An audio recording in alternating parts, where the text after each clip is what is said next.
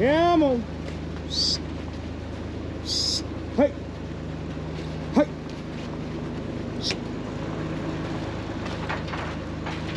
Somebody's got to decide to go in the barn. Come on. Come on. We're all standing outside. Let's go.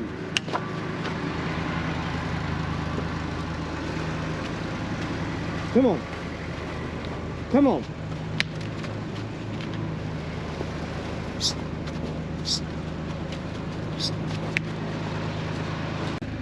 Must be a correlation between beef cows and cold weather. It's like gear oil. They don't want to move. At least the direction of which you want them to move.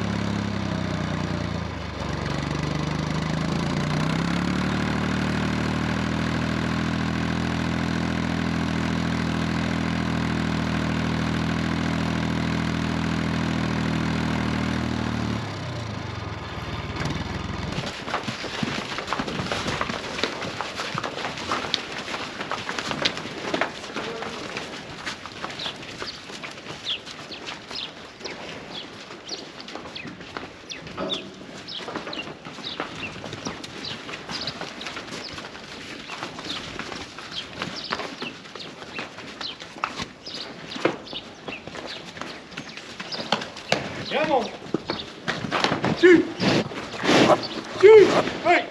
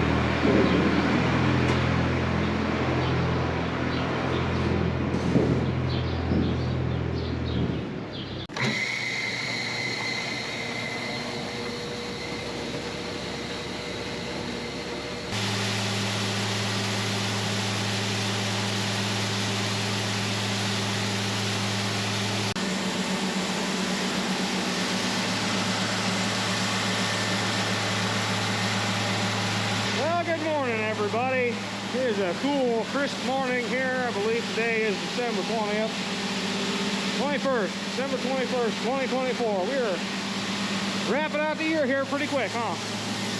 Well, the last video you saw there, we were finishing up harvest, and we had some double crop beans to do. We went ahead and did those.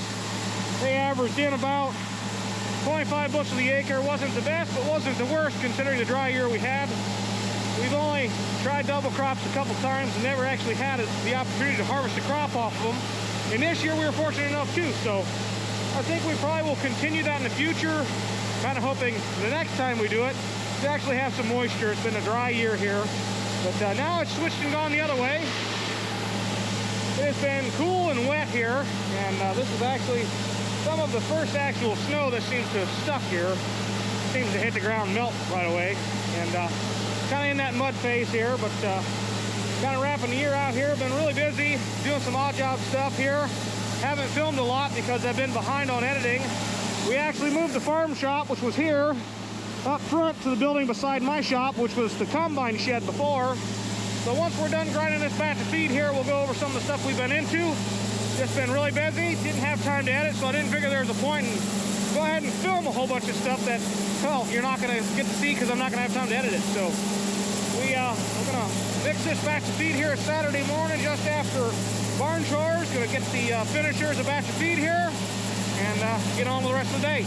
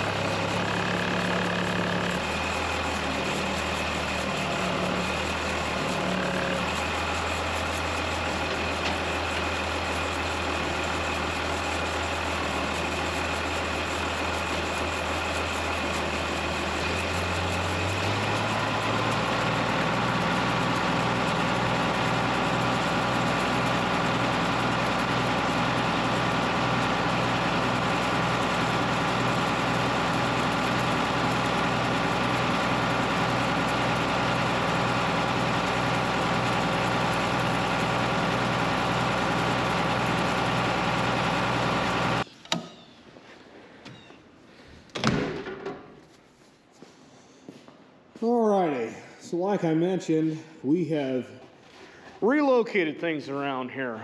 So over the years, the back machinery shed became the shop, and there was no combine shed at the start of this place. And well, there was no machinery shed at the start of this place either, if we want to go way back. But anywho, this is the combine shed, and the farm shop used to be located back in the back of the machinery shed. The first front bay there is the only bay that had concrete. And if I recall right, Dad said when he started working here, there was a toolbox on top of an oil drum and a vise sitting on the floor. And boy, things changed. And now we have changed again. So this building didn't really have much for electrical work. On this wall here, there is actually nothing here. The 200 amp service box is on the other side of that wall right there. There was only, I think, that one plug right there, a light circuit to go up over. And these used to be just normal screw-in socket type bulbs. And we have changed and put some of them LEDs in long ago. And now I have a whole nother rendition of lighting to run through here in a little bit. But first things first, we wanted to get the stuff from the back shed moved to the front and needed to get electrical run. And I have priced out having an electrician come out and do this work. And the sticker shock on that was quite large. They wanted $4,000 to run a 50 amp, or maybe it was an 80 amp sub panel to that side of the building. And the reason why I wanted that is because my welder plug is over there. And I wanted to run maybe the fans off of that side of the building, or maybe some plugs or whatever. So I wanted them to run an 80 amp sub to over there. And I think I wanted them to wire in the air compressor circuit. And that was about it. And boy, howdy, that didn't happen. So yours truly, I have a friend of mine who's an electrician. He came from Nevada back to Ohio years ago, and he's helped me a little bit in my shop, and I've learned from him, and I asked him to come out and help, and that just didn't work out, so did it myself. So this is the first time I've ever run EMT myself. I think it turned out pretty decent. I ran 3/4 EMT along the top. That's a junction box that goes to another junction box on the other side of the wall that then goes over and comes down into the main panel behind that wall. I have I think that's, I can't remember, I think that's 6 gauge or 4 gauge, I can't remember, 6 gauge or 4 gauge cord running all the way up over around this building, all the way down to a plug on that post there. There's Dad's welder we built a cart for. That thing used to be a stationary welder. It didn't have a cart. It was hardwired into the building. Dad has now since built a cart for it, and we have a nice cord. And Dad later wanted a provision right there for a welder plug, so we have one right there next to the ladder we used to go up on. And I've got 2 dedicated 110 circuits on this wall, branched between these 2 boxes on each end of this bench, and then 2 more boxes, one right there, and then one right next to the drill press grinder back there. And I have a dedicated 220 circuit for the chop saw, and I also have a dedicated 220 circuit to run the air compressor that I actually have put on a light switch to kick it on and off, because my air compressor in my shop has developed a slow leak, and I'm thinking it's a line. I have line to redo the entire system. I just haven't had time to do it. So I have to turn mine on and off manually back at the compressor or at the breaker box. It's just easier to get to the compressor. So I put his on a switch. So you come in the door, turn on the lights, you want air, bang on the air compressor. When you leave, shut her off, and home you go. So try to make it a little nicer for him than what I have in my building. Just kind of, you learn and you progress as you go. And yeah, it's turned out pretty nice. And my father-in-law is in construction, and every now and then he does some demo work. That's primarily what he does. And they were demoing an old car dealership, and there were some cord reels. So what do you know? We got some cord reels. There's one there and another one back in the back by the air compressor. And then we have another one we took back to the back shed. And I have one extra that's probably going to end up in the new building I put up across the road. So yeah, just kind of one of them projects. It kind of, went a little more dramatic than I planned on making it go. But it turned out nice. I really like it. I like running EMT because, well, for one, you don't have to worry about, say you're lifting something up to the top loft there and you drop it. If it hits that EMT, more than likely you're not going to get into the wires and actually have an issue. If you had Romex running up there, well, Romex, if you've ever worked with it, it's pretty easy to break and, obviously then short out wires. So I like having it run an EMT. It's protected that way. It's nice and neat, I think, versus having a bunch of Romex running. I think it looks a lot nicer. And so, I don't know. Over the years, I used to think that I prefer my electrical be buried in the wall. And the older I get, the more it's like serviceability is kind of like my main factor with everything. And for serviceability on electricity, that's about the easiest it's going to get. You have an access at each one of them drops. You have an access right there at the junction. Obviously, down at the box, you take cover off, you got access. And then it's just, wire pulled through the EMT. And, I mean, you can add circuits, take out circuits, whatever. I don't know why you would take out a circuit, but I'm just saying you could if you wanted.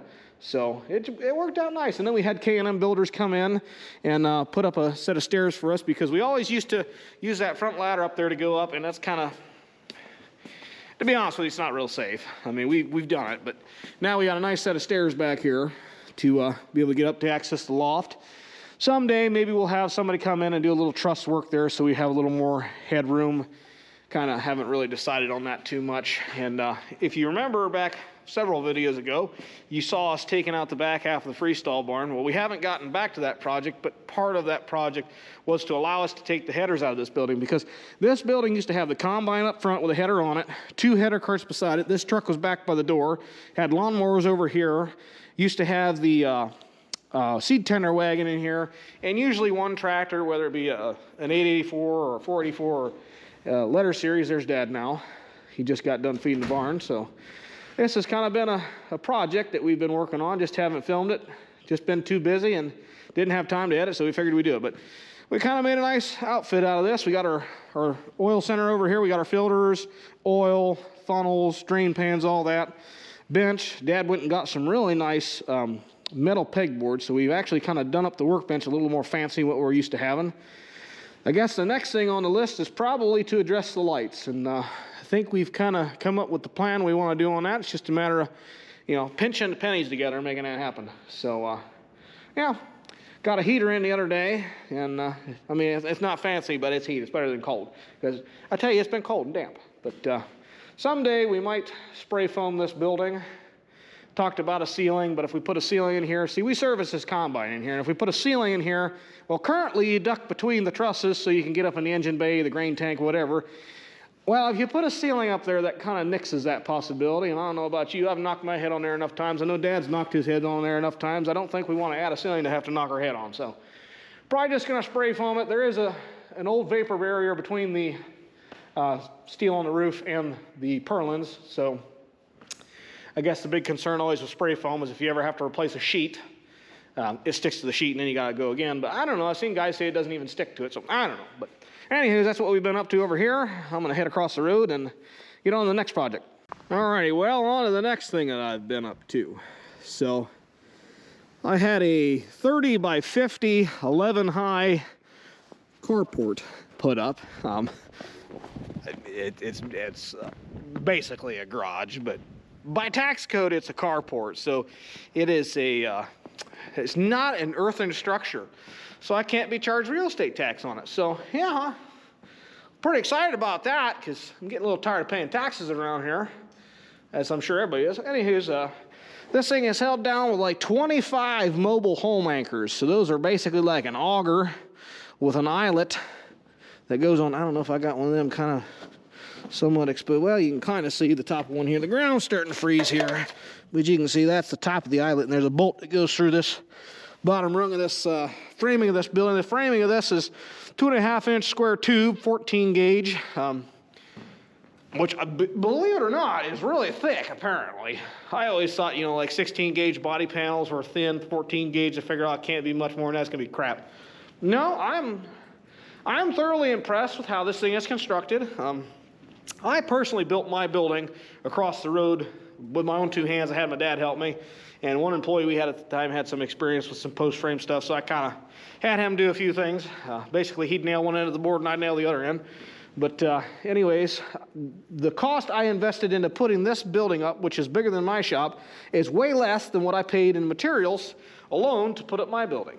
So, and it's a non-earthen structure, so it's exempt from that tax nonsense here. So, figured, hey, I'll go for it. I'm getting tired of chiseling ice off my windshield. Not really so much that, as I'm getting really tired of the birds shitting all over my truck. Power lines, this place coming all the way from the road all the way up past here. Well, the birds go there, they sit on there, they poo onto my truck, and then they go fly away. Getting tired of that, so we're going to put them in here so I don't have to deal with poo no more. And the wife's getting tired of parking outside. Don't blame her. So the garage got taken over with side-by-side and some other stuff. So anywho's, need to get her area back. So anywho's, haven't got my doors put up. I'm putting the doors up whenever I get around to buying them things. Man alive, have doors gotten expensive over the years. The building company that put this up, they offer roll-up doors. If you've ever seen those things, in my opinion, they're cheap garbage, but they don't charge cheap garbage for them. They actually cost about twice as much as a normal commercial-style garage door. So, no, we're not buying them, so we didn't. So we had them do frame outs. So there's 3 10x10 frame outs here. I went with 10x10s because that's what the doors in my shop are, and my dually barely fits in and out of there.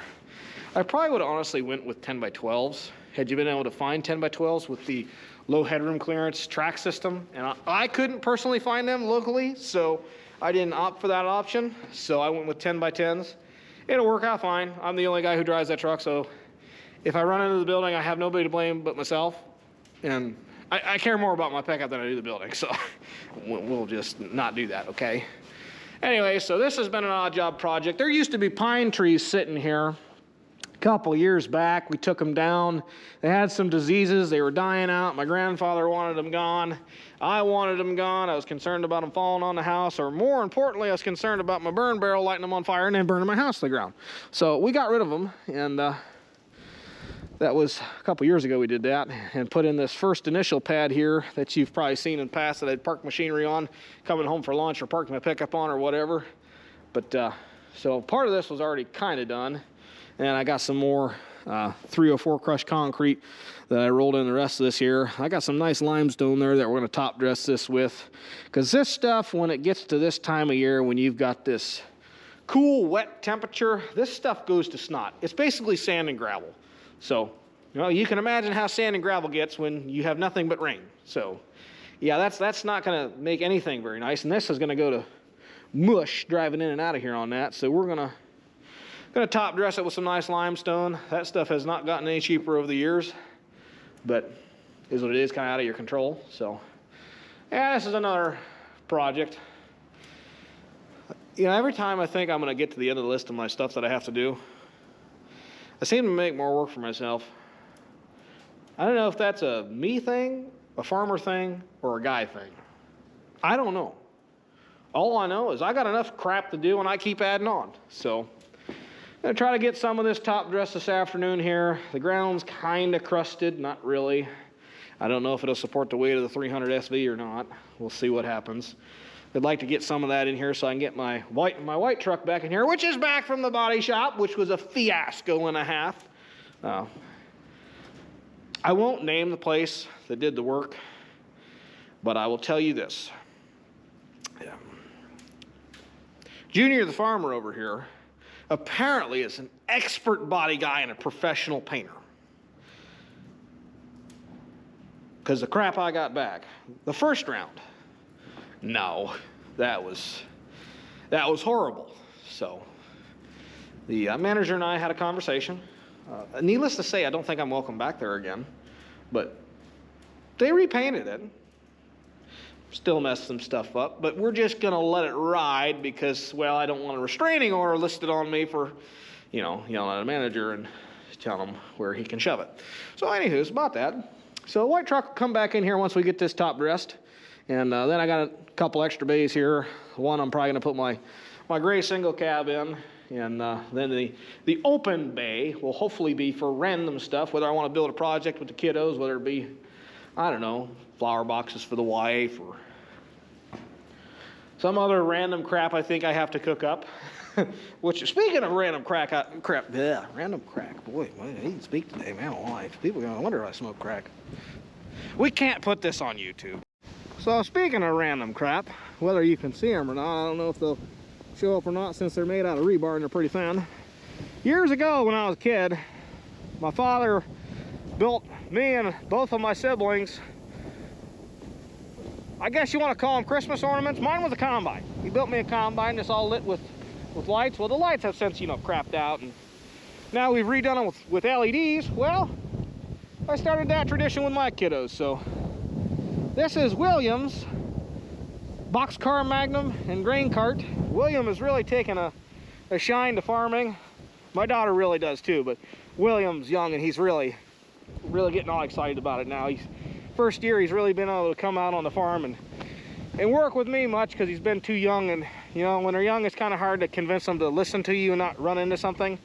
But now his latest infatuation is he spent a lot of time this year riding with me and my father in the combine, and now he wants tractors and wagons. So we built him a boxcar Magnum and a grain cart modeled after our, I think it's a United Farm Tools grain cart in our 8920. So I think it looks like it. I mean, I don't know. The wife says I should build them and sell them. I don't know. Maybe I should.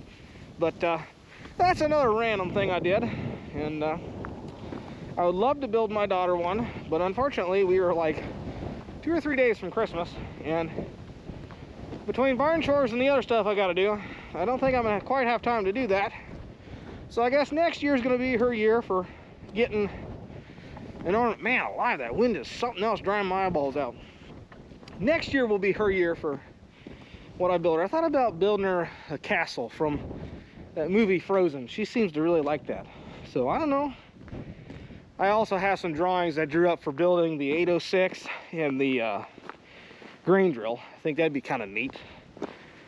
Also drew up how to build the 2+2. I could go ham and probably build just about everything I have as far as machinery out of rebar, and then light it with LED lights. Anywho, a lot of talking. You're probably tired of hearing me talk. So I guess I'm gonna go in, thaw out, and just realize how cold I actually am, and then put my clothes back on, barn clothes anyways, and get the skid steer and see if I can make a mess.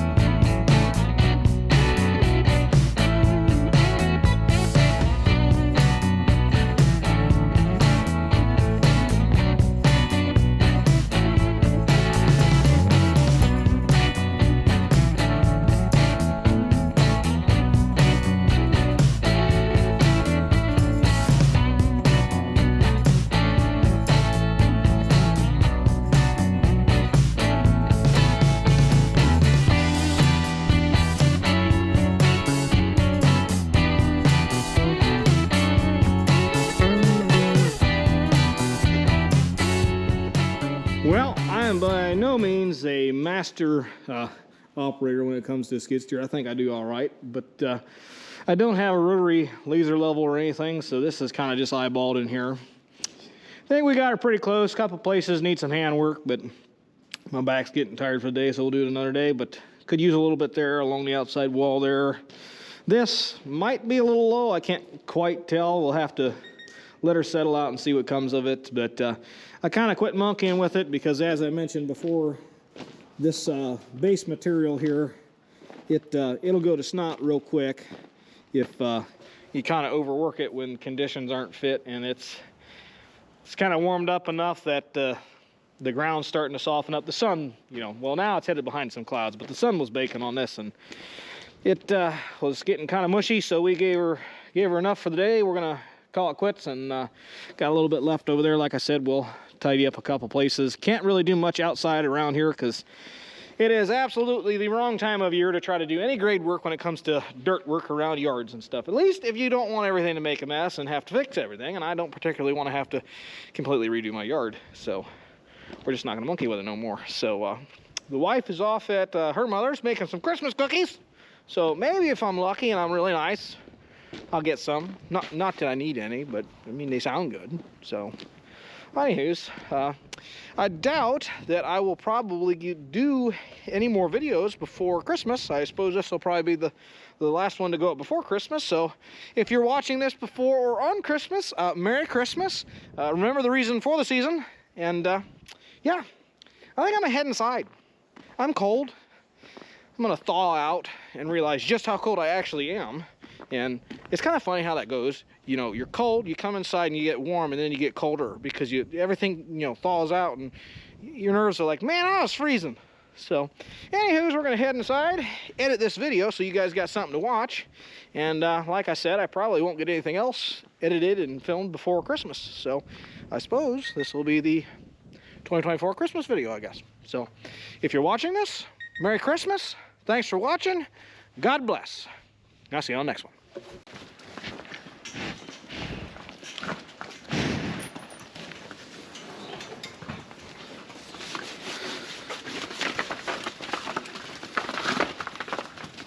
That last bunch there, those 30s, they're kind of cocky little things, aren't they? Yeah, they're kind of feisty.